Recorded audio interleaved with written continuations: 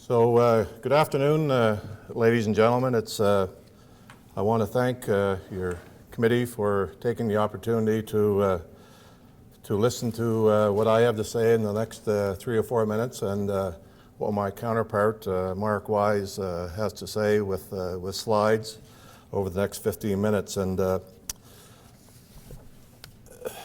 your opinions really matter to the government, so I'm really looking forward to not only for you people to talk to me, but for everybody to get involved in this operation. As you know, most of you know that we are in the very early stages of what we hope to be a business 3 to 5 years down the road, which will really turn New Brunswick around. And I can't say how excited that I get every time I talk about this. And we want to make sure that we get the true facts out to New Brunswickers. And I'm encouraging you people, as being all around New Brunswick, as to get the facts out to everybody that you know as individuals. And I'm kind of here on the asking, and maybe not on the bumming part, but just asking you people to look at all the facts and not believe everything that you hear. And so I appreciate this opportunity. And just this week, Quarter Resources, which is already producing gas here in the province, reported very good results from the last well that they drilled in the Elgin area. I think most of you know that Apache Canada was there a few months ago and drilled 2 wells. One showed very good results, and the other one didn't show real good results at all. So when Apache decided not to continue on, Quarter Resources took over both of those wells, and they are producing one well, but the other well has been capped. But in the meantime, Quarter has drilled a 3rd well in that area, and from the early results, they see very, very, very good results from that well. And again, this week, Southwest Energy said they were encouraged by the results that they've seen over the last year or so before they ended their seismic work, and all that work is being taken back to their head office now in Alberta, which they'll evaluate and be back in New Brunswick in March or April. They kind of had a rough ride here in New Brunswick, which we work with Southwestern Energy, and we had some difficult days. I'm not going to stand here today and say everything was sweet and roses for sure, but it was definitely a learning experience for us this summer and fall, and definitely a learning experience for them.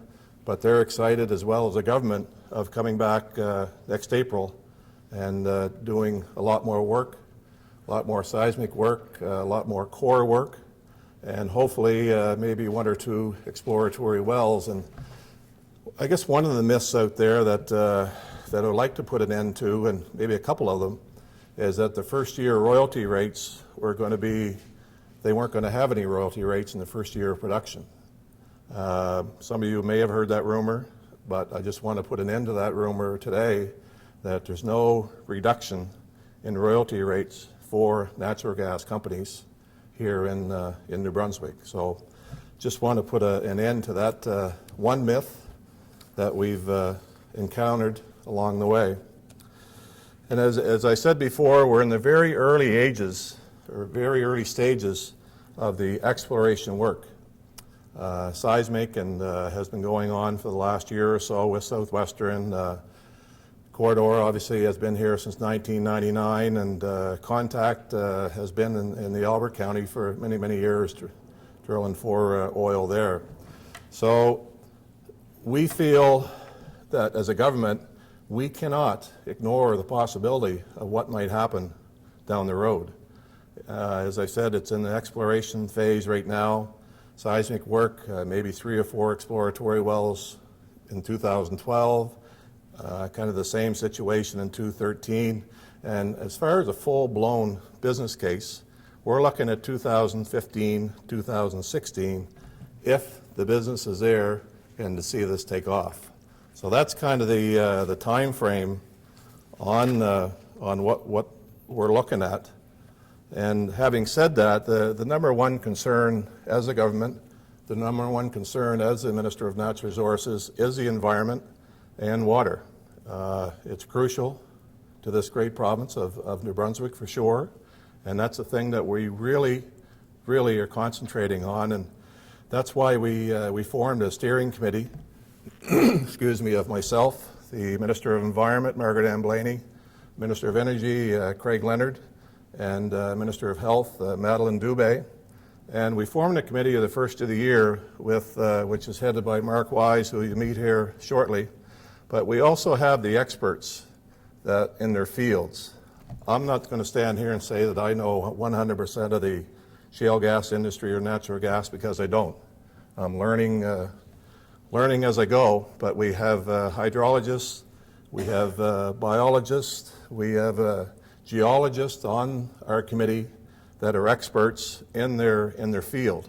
And we feel very, very confident that we can do this right, and that's why I almost feel like I'm going back to school. And we are doing our homework. We've gone to Arkansas, down the Southwest Energy area down there. We've gone to Pennsylvania twice to see the operations there, and we've also gone out to Alberta and northern BC to see the operations that are in progress out there. And it's been a real learning experience for the last year or so. And my main ambition when I go on these trips is just not talk to industry, but talk to the landowners that are involved in this process too. Not only hear the positive things of what they're earning from it, but also the negative things too, that we can bring back those negative things to New Brunswick and turn them into positive. And I'll just give you one example that really sticks out of my mind. And being in rural Arkansas, just sitting down with a lady at her house, and she didn't have to tell me what was going on, because I sat there at her table and I could hear this noise, and it sounded like a 747 taking off. And this noise was 7 days a week, 365 days of the year. And it was a continuous noise, 24 hours a day. And I said, that's a compressor, isn't it? She said, it's not just one compressor, it's 6 compressors sitting on a cement pad, and one compressor would probably be about half the size of this room. So you can imagine 6 compressors sitting on a cement pad, sitting out in the open, that's on 24 hours a day to push the gas through the system. So this is one negative that we could bring back to make sure that these compressors are housed in the building, and to have at least 6 or 8 inches of insulation on the inside. And actually the next day, we went to a place where they had 4 compressors on the inside of a building with the proper insulation on the inside, and you could stand outside and I could have a normal conversation with anybody. So these examples here, and that's just one example that I want to say today, but there's all kinds of other examples that's why we feel we have time. As you know, we've a lot of pressure to put a ban on fracking, put a moratorium on until we get everything in place. We feel at the end of the day that we have time, and we have time to do this right, and we intend to do this right.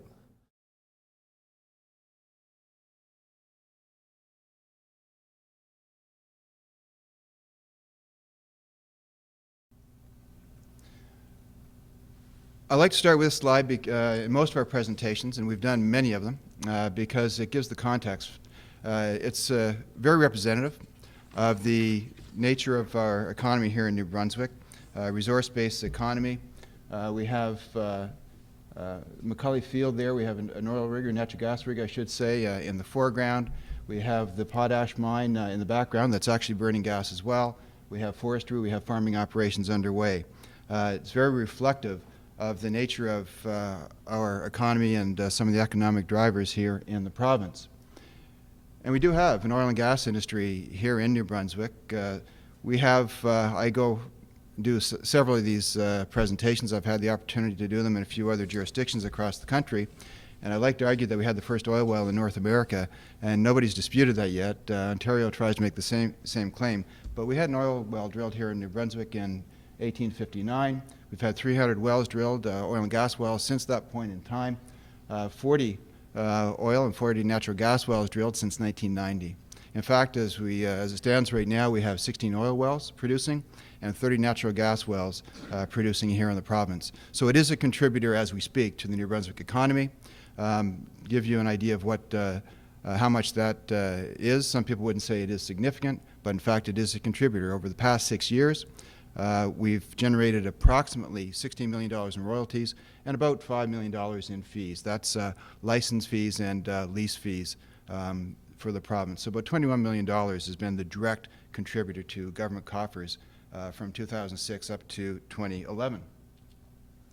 And now we have an opportunity to potentially move forward. As the Minister said, we're a long ways off before we even know if we have a commercially viable shale gas industry here in New Brunswick, but we do have the potential of a shale gas industry. This slide kind of brings into perspective what we're dealing with. We have some major shale gas plays across the continent, as most of you are aware. Horn River and the Montney plays in British Columbia, the Barnett play in Texas, the Fayetteville play, the Utica play, and Marcellus play. The Minister has visited several of these, some with myself and with other members of the Natural Gas Group on our fact-finding missions. As he's alluded to, we're basically going back to school. We wanted to take the opportunity to learn this industry from the bottom up, and it's certainly been a lot to learn, but we are doing our best at accomplishing that. So we look at where we are, look across the continent at developing projects, and somebody asked Kevin Heffernan the question about pricing and gas pricing and so on. So it makes you ask the question, why New Brunswick? Well, there are a lot of reasons why companies are here. First and foremost, we can't forget the primary competitive advantage we have here, which is simply Maritimes and Northeast Pipeline. We have significant available capacity on that pipeline as it stands right now, and that is expandable at relatively reasonable cost, depending on the price of fuel at the time, but could be expanded to twice the capacity if necessary at any particular point in time in the future. That gives us direct access to the largest energy market in North America, the northeastern United States. That's primarily why companies like SWN and Corridor are here, making the investments that they are making today as we speak. Besides that, we also potentially have the thickest shale reservoirs and resources across North America. Most jurisdictions have shale that's between 150 meters and 300 meters thick. Here in New Brunswick, we have shale that's a kilometer thick. In some places, it's up to 2 kilometers in thickness. So when it comes to economies of scale and production costs, drilling expenses, there's some major opportunities there for proponents, should they decide to produce here in New Brunswick. Those are the two primary advantages that we have as a potential New Brunswick shale gas industry. We have 9 companies that together hold 71 leases or licenses across the province right now. The largest is held by SWN Resources Canada, and they have about 1/7 of the province under license right now. Doesn't mean that they're going to explore in the entire thing, doesn't mean they're going to find natural gas in all of it if they find it in anywhere, in any of it. However, that orange area, that swath of orange that goes right across the province and a little bit more to the southern area, that's what Southwest Energy has under exploration. So the Minister said that this government is committed to developing in a responsible manner the oil and gas industry in the province. As leading the Shale Gas Committee, the Natural Gas Group for the government, one of the first things that I was told was that it means 2 things. First and foremost, as you develop an action plan to move forward, it means that we're talking about responsibility as far as the environment and health and safety of New Brunswickers are concerned. And secondly, which is always on the forefront of our minds in the group, is its responsibility from an economic perspective. I'll talk a little bit about both of those. The Minister spoke about this already. In January, the steering committee was put together, consisting of the 3 ministers from Energy, Natural Resources, and Environment.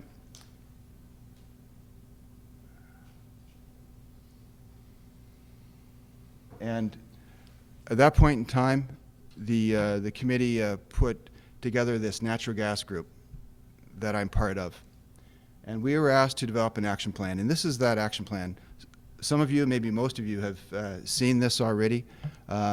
We have a very detailed presentation around this, but in essence, this plan, this approach has 5 plans. First of all, we were told, take a project management approach to this. So we brought 10 individuals from different departments together to work on an assignment from their own departments with the natural gas group. Those individuals are from the 3 departments, from energy, from natural resources, from environment, as well as Business New Brunswick, Executive Council Office.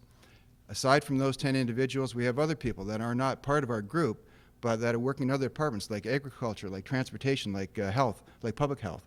They're actually actively working on various components of this action plan right now. And we were told to put this framework together and have something to present in its entirety by the end of the fiscal year. So we started in May. By March 31st, 2012, we're going to have a framework completed, and that framework will consist of 5 individual go-forward plans. I'm not saying we're going to have all the answers. What I'm saying, we're going to have more questions that have to be answered, but we're going to understand what those questions are, and a lot of them will have answers at the same time.